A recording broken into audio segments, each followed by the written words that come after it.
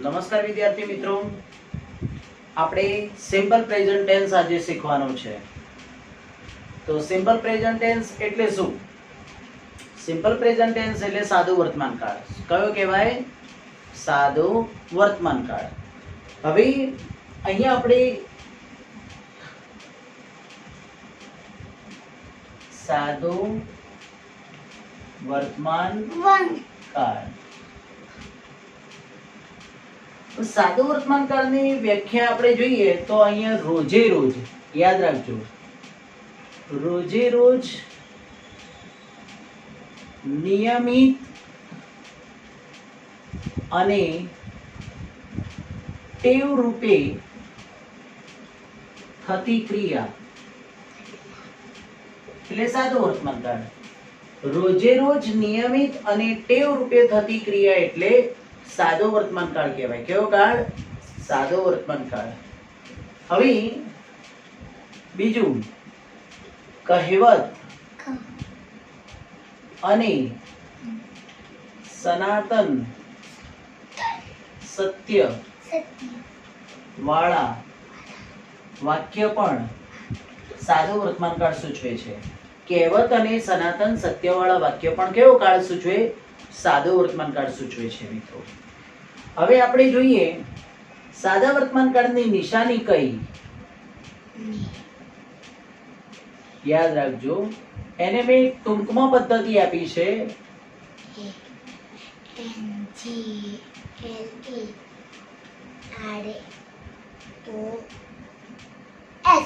D એટલે daily. શું આવે? ડી એટલે ડેલી. ડેલી એટલે દરરોજ. શું કહેવાય? દરરોજ. એ એટલે always. A for always. Always એટલે હંમેશા. શું કહેવાય? હંમેશા. N for never. N for never એટલે ક્યારેય નહીં. ક્યારેય નહીં. G four generally. જનરલી એટલે સામાન્ય રીતે.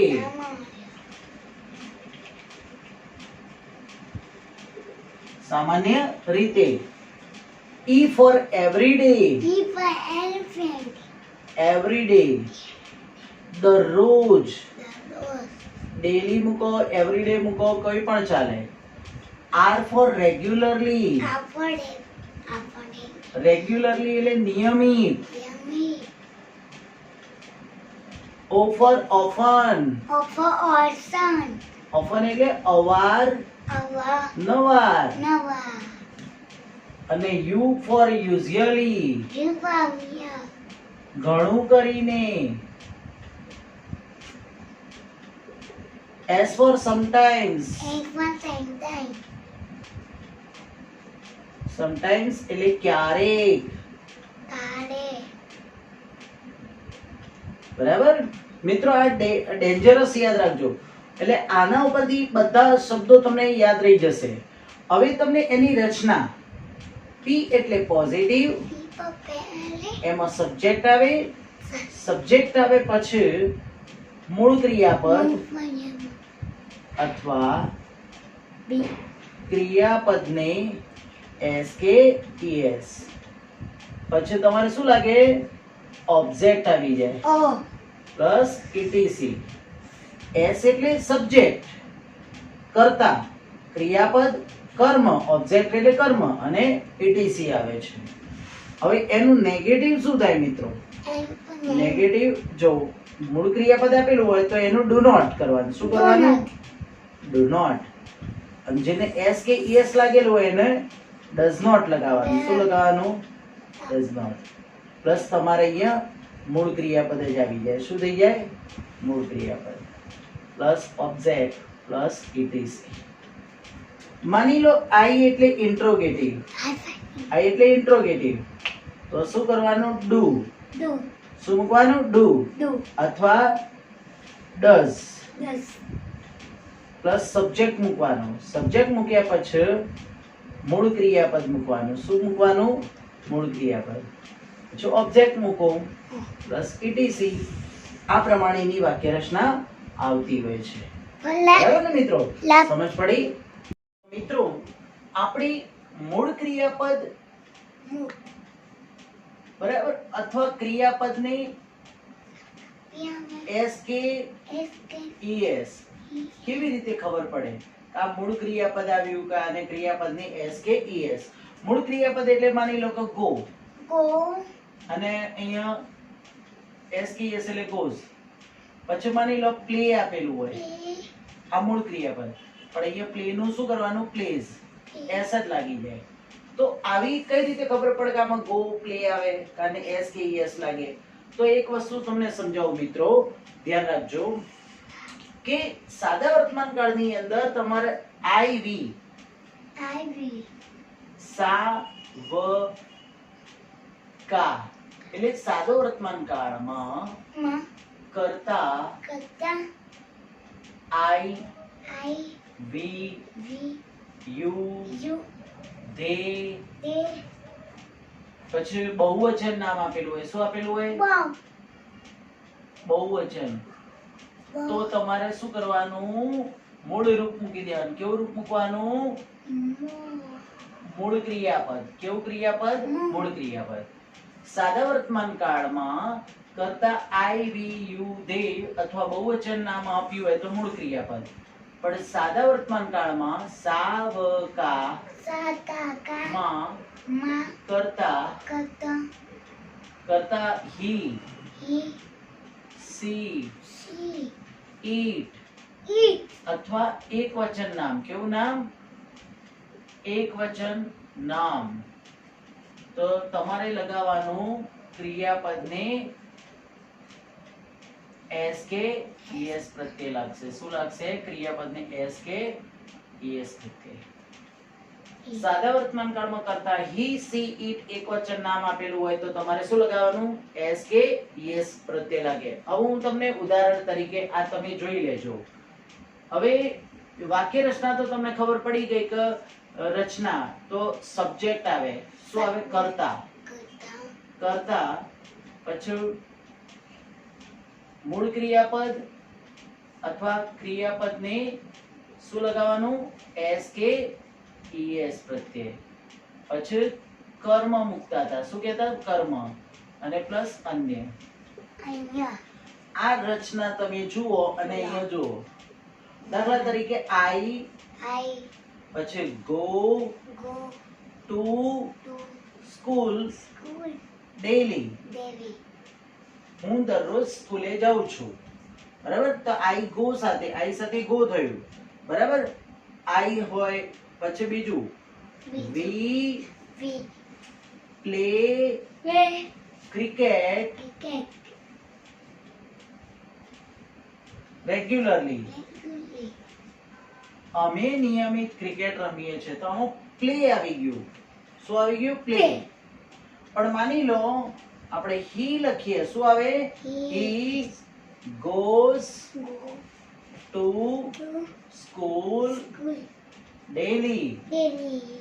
એ દરરોજ સ્કૂલે જાય છે. હી મૂકો, સી મૂકો. હીની જગ્યાએ દાખલા તરીકે અહીંયા હેત લખો. સીની જગ્યાએ હીર લખો. આવું ગમે તે. હેત હીની જગ્યાએ હેત, સીની જગ્યાએ હીર. તો તમારે આવું જ આવશે કોઝ. બરાબર?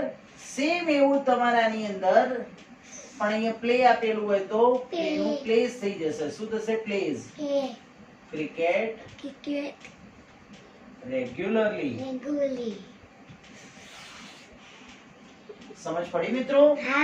આ રીતે તમારે એનો નિયમ યાદ રાખવાનો. તો માની લો અહીંયા હી આપેલું હોય, અહીંયા શું મૂક્યું? હી અથવા C. Place cricket regularly. To go ના સાદા વર્તમાન કાળના રૂપો શીખીએ મિત્રો. તૈયાર છો ને મિત્રો? Very good. તો ટુ ગો ના સાદા વર્તમાન કાળના રૂપો. આના ઉપરથી તમને કોને ગો લાગે કોને ગોસ લાગે ખબર પડી જશે. તો ચાલો આપણે એક વચન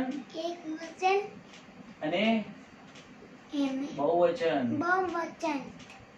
first person, second person, third person. હવે I go વી ગો. બરાબર. I go, we go, you go.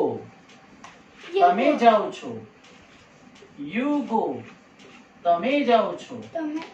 પણ તમે હી, સી અને ઈટ આપેલું હોય તો તમારે શું મૂકવાનું? ગોઝ. He goes. અને અહીંયા they go. they go થઈ જશે. બરાબર ને મિત્રો? આપણે આ રીતે આપણે જોયું ને. હવે કહેવત અને સનાતન સત્યવાળા વાક્યો કેવા જોઈએ? કહેવત અને સનાતન સત્યવાળા વાક્યો જોઈએ.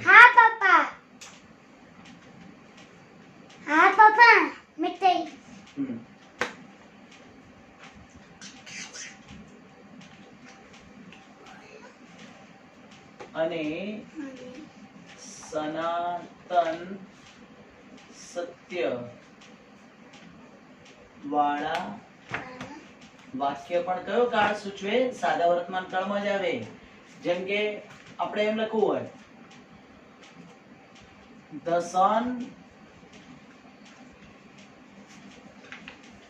rises in the east. એટલે કે સૂર્ય પૂર્વમાં ઉગે છે. બરાબર. પછી the earth moves around the sun. પૃથ્વી સૂર્યની આસપાસ ફરે છે. પૃથ્વી સૂર્યની આસપાસ ફરે છે. સૂર્ય પૂર્વમાં ઉગે છે. The moon shines at night. ચંદ્ર રાત્રે પ્રકાશે છે. તો તમે જો rises, moves, shines આ સનાતન સત્યવાળા વાક્ય કહેવાય. કેવા કહેવાય? સનાતન સત્યવાળા. બીજા હું તમને લઉં વાક્ય. Truth always wins. હંમેશા સત્યનો વિજય થાય છે. આ કહેવત કહેવાય. empty vessel makes much noise. એટલે much noise makes એટલે વધારે, ખાલી ઘડો વાગે ઘણો. કહેવત કહેવાય. બરાબર ને? તો તમને કહેવત અને ઉપરના 3 વાક્યો છે એ કેવા? સનાતન સત્ય. નીચેના 2 વાક્યો કેવા? કહેવત કહેવાય બધી. તો કહેવત અને સનાતન સત્ય વાળા વાક્યો પણ સાદા વર્તમાન કાળમાં આવતા હોય છે. તો મિત્રો આપણી સિમ્પલ પ્રેઝન્ટ ટેન્સ ની અંદર એક વાક્ય આપું છું, એના ઉપરથી તમે એક નકાર બનાવો, પછી એના પ્રશ્નાર્થ બનાવો અને એક WH વાળું બનાવો. નકાર, પ્રશ્નાર્થ અને એક WH વાળું બનાવવાનું. તો પહેલું વાક્ય છે કે ધ્યાન eats an apple daily. ધ્યાન દરરોજ સફરજન ખાય. ધ્યાન eats an apple daily. તો આપણે આ વાક્યનું નેગેટિવ બનાવો. નેગેટિવ એટલે શું કહેવાય? નકાર વાક્ય. કેવું બનાવવાનું? નકાર વાક્ય. તો આપણે એનું જો eats આપેલું છે. શું આપેલું છે? eats. તમારે s કે es આપેલું હોય ને તો તમારે એનું શું કરવાનું? અહીંયા does વાપરવાનું. do ને es આપી દેવાનું. does not eat થઈ જશે. શું થશે? eat. does not eat. પણ આપણે વાક્ય કેવી રીતે બને જુઓ. ધ્યાન does not eat an apple daily. ધ્યાન દરરોજ સફરજન ખાતો નથી. દરરોજ પર સફરજન ખાતો નથી.